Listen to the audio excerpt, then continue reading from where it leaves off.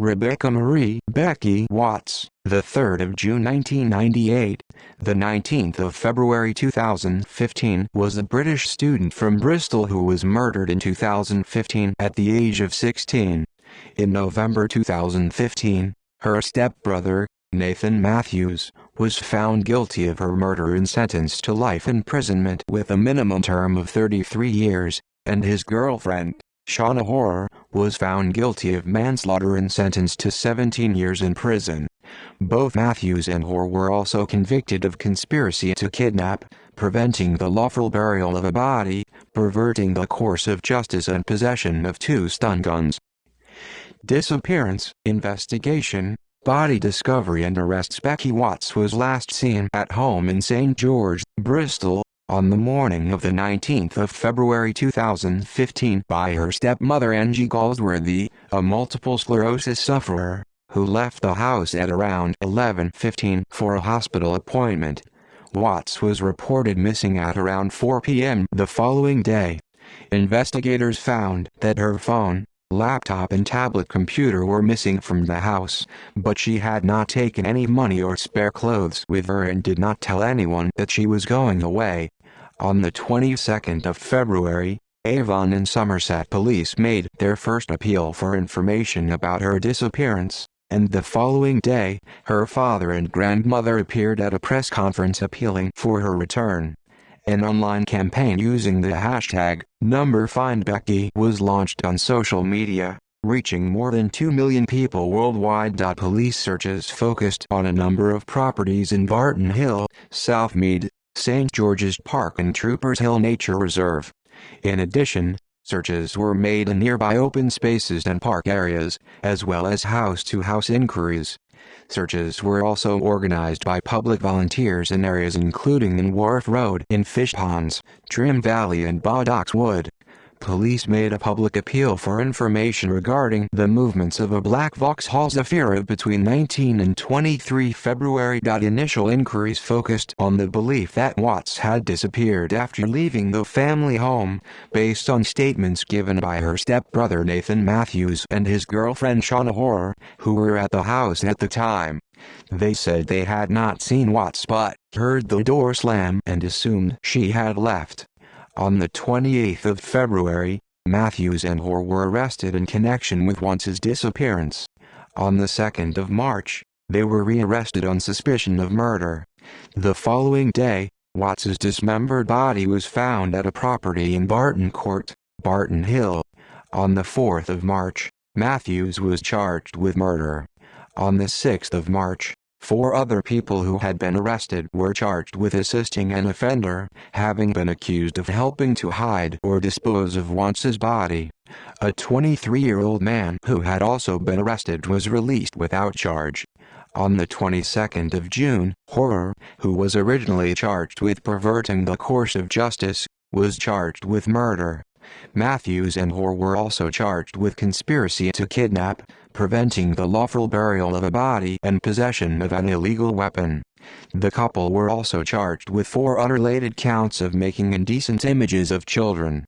Matthews was also charged on unrelated counts of sexual assault and voyeurism. Watts' funeral took place at St. Ambrose Church in Whitehall, Bristol, on the 17th of April 2015 and was described by her family as an occasion to celebrate Becky's life. The service was followed by a private interment for her family and friends at Avon View Cemetery. Trial, verdicts and sentencing. The murder trial began on the 6th of October 2015 at Bristol Crown Court. It was the prosecution's case that Watts was suffocated in her bedroom during a sexually motivated kidnap plot carried out by Matthews and Hoare. According to the prosecution, after the killing, Matthews and Hoare put Watts's body into the boot of their car and stayed at the house for several more hours, during which time other family members arrived home.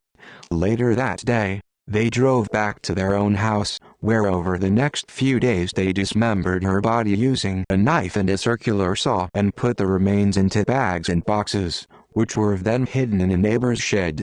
Matthews admitted killing Watts, but denied committing murder. He instead admitted manslaughter, telling the court that he had tried to kidnap his stepsister as a way of scaring her into changing what he perceived as her bad behavior, but the plan went wrong and he accidentally killed her. Matthews insisted the killing took place while Hoare was in the garden, and that she was not involved. Hoare, who also denied murder, said she had no knowledge of the murder and had played no part in it, describing text messages she had exchanged with Matthews about kidnapping schoolgirls in the months before as unfortunate and sarcastic. The prosecution claimed that the text messages between the two, as well as other content found at their home, suggested a shared unnatural interest in attractive teenage females. The prosecution also relied on CCTV evidence of the movements of Matthews and Hoare on the day Watts was last seen alive, and in the days which followed. On the 19th of February 2015, before going to Crown Hill, they were seen in a Tesco supermarket buying batteries, which were allegedly needed for stun guns which they intended to use in the kidnap. Footage from the day after Watts was killed showed Matthews buying the circular saw that was used to dismember her body, and between 20 and the 22nd of February, he and Hoare were captured shopping for cleaning products which were said they required to clean the bathroom where the dismemberment took place. DNA linked both Matthews and Hoare to items that were found in the shed alongside the remains, and an expert was called to give evidence who said it would be easier to carry out the dismemberment if more than one person was involved. On the 11th of November 2015, after 3 hours and 27 minutes of deliberation, the jury found Matthews guilty of murder and Hoare guilty of manslaughter. Both were also convicted of conspiracy to kidnap, perverting the course of justice, preventing the lawful burial of a body, and possession of 2 stun guns. 2 men, James Ireland and Donovan Demetrius, were cleared of assisting an offender, which related to the moving and storing of packages containing Watts's remains. Demetrius's brother Carl and his girlfriend Jadine Parsons, who owned the shed where the remains were stored, had admitted the same charge at an earlier pretrial hearing, though both insisted they did not know the true contents of the packages.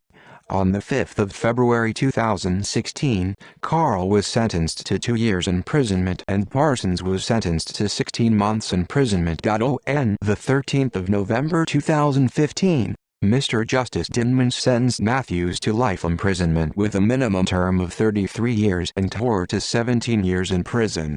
In his sentencing remarks, the judge agreed with the prosecution's belief that the planned kidnap was for a sexual purpose, telling Matthews he had a fixation with having sex with petite teenage girls and that he believed Hoare had been persuaded to participate in this fixation.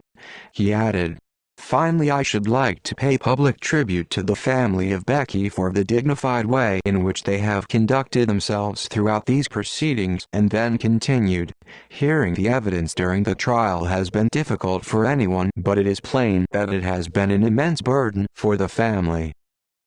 Post-trial events. In February 2016, a wooden bench was unveiled in Watts's memory, located in Goats Field, close to her home. The bench, carved by Andy O'Neill, was funded by the Neighborhood Watch Partnership. A painted mural was also erected in memory of Watts in a park close to where she lived, as well as a lamp that was funded by her former college.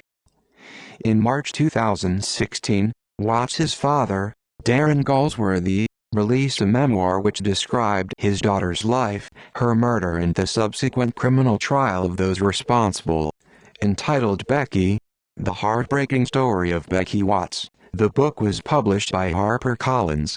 It was later retitled To the Evil Within when released in paperback. Matthews and Hoare lodged appeals against their convictions and sentences, but on the 23rd of June 2016, the Court of Appeal rejected their applications, saying that there was no reasonable argument that the convictions are unsafe or that the sentences were wrong in principle or manifestly excessive. References